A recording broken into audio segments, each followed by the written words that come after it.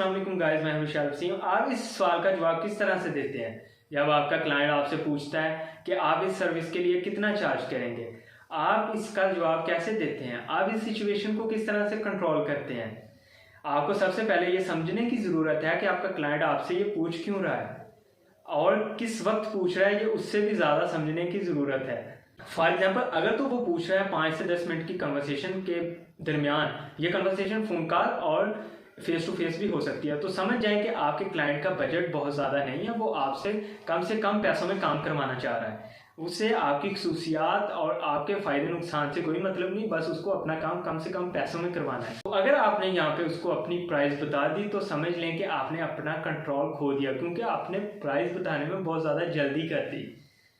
आपको समझने की ज़रूरत थी कि उसको क्या चाहिए, वो आपके पास क्यों आया है। आपको जस्टिफिकेशन मोड में जाना है। जब भी आपका क्लाइंट आपसे पूछे आप इसके लिए कितना चार्ज करेंगे, आपको उसको रिडायरेक्ट कन्वर्सेशन की तरफ ले जाना है। You can say it's depend, आप किस चीज़ की तलाश में हैं, आपको आपकी एक्सपेक्टेशंस क्या हैं, आपको कैसा काम चाहिए। तब आप उसको कह सकते हैं इट इज़ $100,000।